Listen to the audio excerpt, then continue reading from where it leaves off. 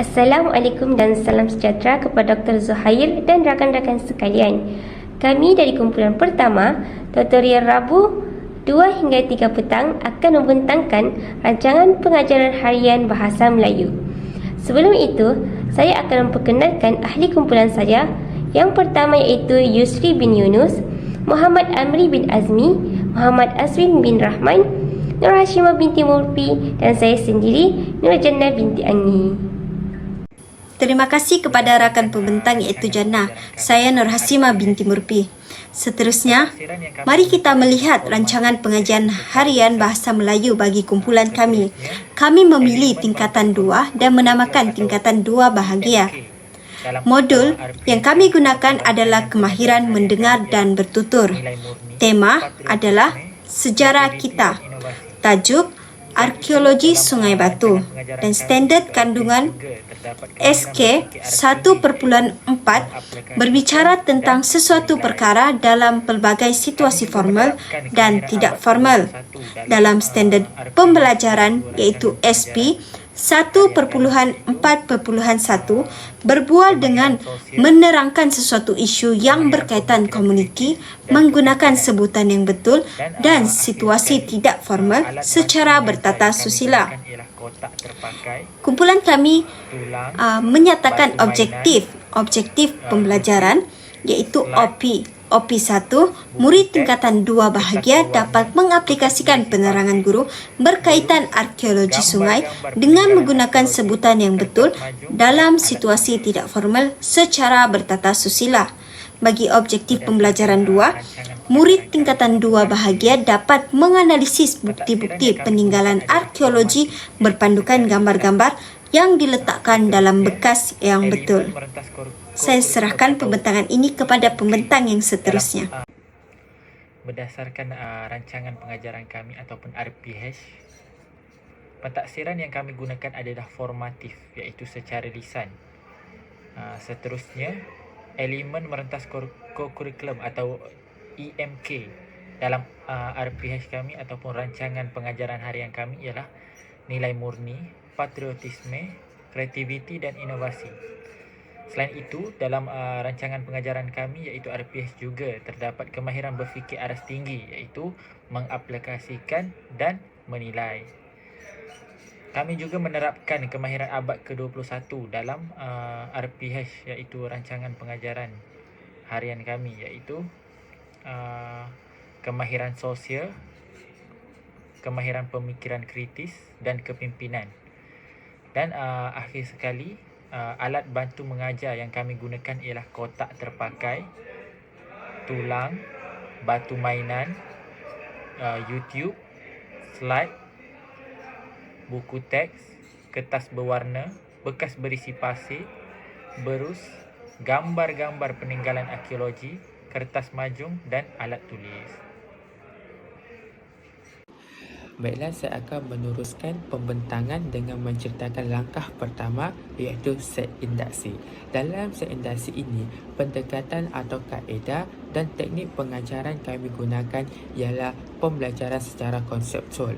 Pembelajaran secara konseptual ini merupakan pendekatan yang mengaitkan sesi pengajaran dan pembelajaran dengan kehidupan seharian kepada para pelajar. Misalnya, dalam modul kami mendengar dan bertutur bertemakan sejarah kita, guru menggunakan bahan-bahan konkret untuk menceritakan berkaitan tentang arkeologi dalam negara kita. Misalnya, penggunaan artifak, tulang replika dan sebagainya mampu untuk memberikan pengalaman yang lebih hidup dalam kalangan pelajar. Pendekatan melalui pembelajaran secara konseptual ini akan memberikan kemahiran mendengar yang lebih baik dalam kalangan pelajar dan juga guru. Selain daripada pembelajaran secara konseptual, kami juga mengaplikasikan teknik soal jawab. Sebagaimana yang kita tahu bahawa teknik soal jawab ini merupakan satu aspek yang penting dalam proses pengajaran dan pembelajaran. Ia secara tidak langsung akan mewujudkan komunikasi dua hala dalam kalangan pelajar, sama ada secara formal ataupun tidak formal dalam kalangan pelajar dan juga murid. Secara ini, tindakan ini secara tidak langsung akan mewujudkan komunikasi yang lebih berkesan dalam kalangan murid, dan inilah yang akan mencapai model kami, iaitu mengisahkan kepada model mendengar dan juga model mengajar, model mendengar dan juga model bertutur. Selain daripada itu, antara kemahiran abad ke-21 yang kami aplikasikan ialah kemahiran berkomunikasi dan kerja berpasukan. Antara nilai IMK yang diaplikasikan dalam set induksi ini adalah nilai kerjasama. Nilai kerjasama yang dapat dilihat apabila murid kerja secara berpasukan untuk menyelesaikan persoalan yang diberikan oleh guru. Selain daripada itu, alat bahan bantu mengajar yang kami gunakan ABM seperti kotak terpakai, tulang dan batu mainan serta pautan YouTube untuk memberikan lebih kefahaman dan mewujudkan proses pengajaran dan pembelajaran yang lebih berkesan dalam kalangan pelajar. Seterusnya, saya beralih kepada ahli kumpulan yang seterusnya. Seterusnya, saya akan membentangkan langkah yang kedua, iaitu penerangan.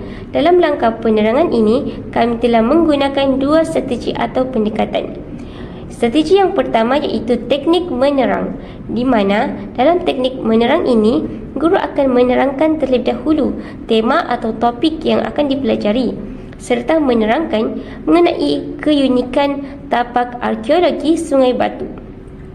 Pendekatan ini menghendaki pelajar untuk mendengar dengan baik setiap penerangan yang diberikan oleh guru. Hal ini dapat dilihat dalam aktiviti pembelajaran yang pertama dan yang kedua, iaitu guru memberikan penerangan berkaitan tema sejarah kita dengan merujuk buku teks pada muka surat 68, dan murid dikehendaki mendengar penerangan guru mengenai keunikan tapak arkeologi Sungai Batu dengan sebutan yang betul serta bertata sila. Teknik kedua yang kami terapkan ialah teknik soal jawab. Dalam teknik soal jawab ini, guru akan mengemukakan beberapa soalan kepada para pelajar berkaitan topik yang telah dipelajari. Pelajar dikehendaki memberikan maklum balas terhadap soalan yang dikemukakan oleh guru. Teknik ini diterapkan dalam aktiviti pembelajaran yang ketiga, iaitu murid menjawab pertanyaan guru berkenaan keunikan yang terdapat di kawasan tempat tinggal mereka. Keadaan ini adalah untuk merangsang pengetahuan sedia ada pelajar sekaligus melatih mereka untuk bertutur dengan cara yang baik.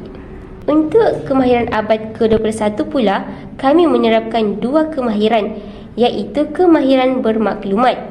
Hal ini kerana pelajar memperoleh pengetahuan daripada penerangan guru serta mampu membentuk pemahaman yang luas berkaitan dengan isi pelajaran. Selain itu, kemahiran pemikir turut diterapkan, di mana pelajar mampu berfikir secara terbuka terhadap soalan yang dikemukakan oleh guru serta mampu mengaitkan maklumat yang diperolehi dengan pengetahuan sedia ada mereka, seperti dalam aktiviti pembelajaran ketiga dan keempat, iaitu murid menjawab pertanyaan guru berkaitan keunikan yang terdapat di kawasan tempat tinggal mereka, dan guru menggunakan beberapa teknik untuk membantu murid-murid bertutur dengan menggunakan bahasa dan sebutan yang betul. Akhir sekali, ABM yang kami gunakan iaitu slide, Canva, buku teks, projektor dan juga laptop. Itu sahaja daripada saya serahkan pembentangan ini kepada pembentang yang seterusnya. Terima kasih rakan pembentang iaitu Jana. Saya Nur Hasimah binti Burpi. Baiklah, saya akan teruskan pembentangan ini dalam aktiviti penerokaan. Guru melaksanakan aktiviti penerokaan bagi mencapai OP1, iaitu murid tingkatan 2 bahagia dapat mengaplikasikan penerangan guru dengan menggunakan sebutan yang betul dalam situasi tidak formal secara bertata susila. Dalam hal ini, guru melaksanakan aktiviti berdasarkan kemahiran aras tinggi, iaitu mengaplikasi supaya pelajar boleh mengaplikasikan penerangan guru dalam aktiviti yang dijalankan. Sebagai contoh, aktiviti Radio Rosa. Dalam aktiviti Radio Rosa ini, guru juga melaksanakan strategi pendekatan kaedah dan teknik, iaitu berpusatkan murid, yang mana murid akan menjalankan aktiviti dan guru hanya menjadi pembimbing. Murid pada barisan terakhir akan ke hadapan untuk meneka dan menyebutkan perkataan tersebut di hadapan rakan kumpulan masing-masing. Di sini kita dapat melihat murid memainkan peranan penting dalam menjalankan aktiviti radio rosak kerana murid akan memberikan apa yang mereka ketahui dalam pembelajaran dan mengaplikasikan dalam aktiviti yang dijalankan. Yang kedua, pembelajaran kooperatif. Pembelajaran kooperatif membolehkan murid untuk saling belajar sambil belajar dan membantu antara satu sama lain untuk menyelesaikan aktiviti radio rosak.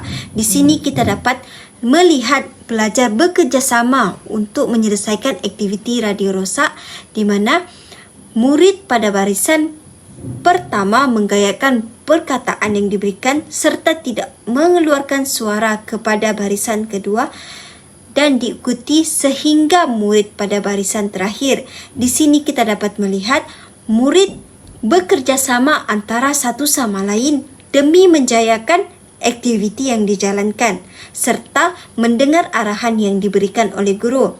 Dalam aktiviti radio rosak, ia juga dapat mewujudkan pembelajaran yang menghiburkan di mana guru boleh membuat pendekatan didik hibur di mana pembelajaran dan pengajaran yang menyeronokkan melalui aktiviti radio rosak dapat mewujudkan suasana yang menyeronokkan dalam pembelajaran serta menarik minat pelajar semasa melakukan aktiviti ini. Ia juga dapat meningkatkan kefahaman murid dalam pembelajaran yang dijalankan. Dalam elemen merentas kurikulum juga terdapat nilai murni yang dapat diwujudkan, contohnya kerjasama. Dalam hal ini, kerjasama perlu dipupuk dalam mengerjakan sesuatu aktiviti. Selain itu, patriotisme. Kemahiran abad ke-21 yang boleh diterapkan dalam diri murid adalah kemahiran berfikir serta kemahiran hidup dan kerjaya yang berteraskan amalan nilai murni. Yang pertama adalah kemahiran pemikir. Murid dapat berfikir secara kritikal dan kreatif, di mana murid dapat mengaplikasikan apa yang mereka pelajari melalui penerangan yang diberikan oleh guru. Yang kedua adalah kerja sepasukan. Murid dapat bekerjasama antara satu sama lain dalam menjalankan aktiviti radio rosak, di mana murid bekerjasama dalam membuat penggayaan dalam kemahiran mendengar dan juga bertutur. Yang ketiga adalah bermaklumat. Murid dapat membentuk pemahaman yang lebih luas semasa menjalankan aktiviti ini kerana melalui penerangan yang diberikan oleh guru, mereka dapat mengaplikasikan apa yang mereka pelajari dalam aktiviti, terutamanya aktiviti yang dijalankan oleh guru. ABM yang digunakan adalah kertas berwarna. Saya serahkan pembentangan ini kepada rakan pembentang yang seterusnya. Langkah yang keempat pula adalah proses pengembangan yang mengambil masa dalam 10 minit. Aktiviti kemahiran mendengar dan bertutur digabung jalinkan bersama-sama dengan kemahiran menulis. Di sini, di proses pengembangan ini, murid akan dibahagikan dalam kumpulan kecil untuk melakukan aktiviti mencari peninggalan arkeologi. Dan seterusnya pula, setiap kumpulan akan diberikan satu bekas yang berisi pasir dan di dalam pasir itu terdapat gambar-gambar peninggalan arkeologi yang murid perlu cari dan menyelesaikan tugasan itu. Yang ketiga, murid perlu mencari gambar-gambar peninggalan arkeologi dalam bekas berisi pasir itu dengan menggunakan berus dalam masa 5 minit. Murid juga diminta untuk meletakkan gambar-gambar peninggalan arkeologi itu dan menulis nama peninggalan tersebut di kertas manjung yang diberikan. Kemudian, setiap kumpulan diminta untuk berbincang terlebih dahulu dan melakukan pembentangan tentang gambar-gambar peninggalan arkeologi melalui kaedah 3 stay, 1 stay dengan menggunakan ayat gramatis dan bahasa yang santun dengan betul. Murid juga perlu mendengar ulasan dan penambahbaikan daripada guru pembimbing. Dan yang terakhir sekali, kumpulan yang berjaya menyelesaikan tugasan dengan cemerlang akan mendapat hadiah daripada guru. Kemahiran berfikir aras tinggi yang ada dalam proses pengembangan ini adalah mengaplikasikan. Dan di sini juga guru pembimbing menggunakan strategi atau pendekatan kaedah dan teknik, iaitu teknik perbincangan dan teknik perbentangan, iaitu secara 3 stay, 1 stay. Manakala elemen merentas kurikulum pula ialah nilai murni, patriotisme, kreativiti dan inovasi. Dan dalam proses perkembangan ini juga kaedah abad ke-21 iaitu kemahiran sosial, kemahiran kritis dan kepimpinan juga diterapkan dalam aktiviti yang telah dilakukan oleh guru tersebut. Alat bantu mengajar yang digunakan ialah bekas yang berisi pasir, berus, gambar peninggalan arkeologi, kertas majung dan pen penanda. Daripada aktiviti ini, kita dapat lihat yang kita dapat menerapkan murid terhadap kerja berkumpulan dan bekerjasama dalam kumpulan. Hal ini dikatakan demikian kerana murid akan dibahagikan dalam satu kumpulan di mana akan diberikan satu bekas yang berisi pasir dan di dalamnya terdapat gambar-gambar peninggalan arkeologi yang di mana pelajar perlu mencarinya dan mengumpulkannya, lalu pelajar perlu menampalnya di kertas majung dan menuliskan nama-nama peninggalan tersebut. Hal ini dikatakan demikian kerana dengan cara ini kita dapat menarik minat pelajar untuk terus belajar dan mengekalkan minat pembelajaran yang ada di dalam bilik darjah. Baik, langkah seterusnya adalah langkah kelima, iaitu penggayaan dan pemulihan yang mengambil masa dalam 5 minit. Yang pertama, dari segi penggayaan, iaitu melakukan aktiviti petaminda. Guru menerangkan tentang petaminda dan bagaimana ia dapat membantu dalam menyusun maklumat. Murid akan dibahagikan kepada kumpulan untuk mencipta petaminda mengenai peninggalan arkeologi, dan seterusnya setiap kumpulan akan diberikan kertas besar ataupun kertas majung dan alat tulis untuk mencipta petaminda mengenai peninggalan arkeologi yang mereka pelajari. Dan yang keempat, mereka perlu menyenaraikan unsur-unsur penting seperti nama peninggalan, lokasi, keunikan dan kepentingannya. Dan yang kelima, setiap kumpulan membentangkan petaminda mereka kepada kelas. Dan yang terakhir, berikan ruang untuk sesi soal jawab daripada kumpulan yang lain. Dan kita boleh lihat dari segi kebat dapat mengaplikasikan strategi iaitu teknik pembentangan, dari segi MK, nilai murni, kreativiti, dari segi KK 21, kemahiran sosial, pemikiran kritis dan kepimpinan, dan alat bantu mengajar ataupun ABM menggunakan kertas besar ataupun kertas majung dan alat tulis. Baiklah, dari segi pemulihan pula, mengambil langkah ataupun inisiatif dari segi sesi bimbingan individu, iaitu guru mengenal pasti murid yang memerlukan bantuan berdasarkan prestasi dalam aktiviti sebelumnya. Kemudian guru mengadakan sesi bimbingan secara individu atau dalam kumpulan kecil, iaitu lebih kurang dalam 2 atau 3 murid dengan memberikan perhatian yang lebih. Dan seterusnya memberikan lembaran kerja yang mengandungi latihan menulis ayat gramatis berdasarkan peninggalan arkeologi, dan kemudian meminta murid menulis beberapa ayat menggunakan kata-kata kunci yang telah dibincangkan. Dan terakhir, murid membacakan ayat yang mereka tulis dan guru memberikan maklum balas serta membetulkan sebutan dan tata bahasa jika perlu. Terima kasih kepada rakan pembentang. Maka kita beralih kepada langkah seterusnya, iaitu rumusan. Antara pendekatan pembelajaran kami aplikasikan adalah teknik imbas kembali. Teknik imbas kembali memainkan peranan penting untuk mengukuhkan dan mengukuhkan tahap pemahaman pelajar sepanjang proses pengajaran dan pembelajaran berlaku di dalam kelas. Bagaimana kami melaksanakan? Antaranya, 2 orang murid akan dipilih untuk memberi penerangan terhadap proses pembelajaran, dan juga guru akan memberi soalan terhadap murid dan murid perlu untuk menjawab soalan berdasarkan tahap kefahaman mereka. Dalam konteks ini akan lebih membantu pelajar untuk lebih memahami terhadap proses PDP. Antara kemahiran abad ke-21 yang kami laksanakan adalah bermaklumat dan juga mahir berkomunikasi yang wujud di antara guru dan juga para pelajar. Dan nilai IMK adalah nilai murni, iaitu semangat berpasukan dalam menyelesaikan persoalan yang diberikan oleh guru.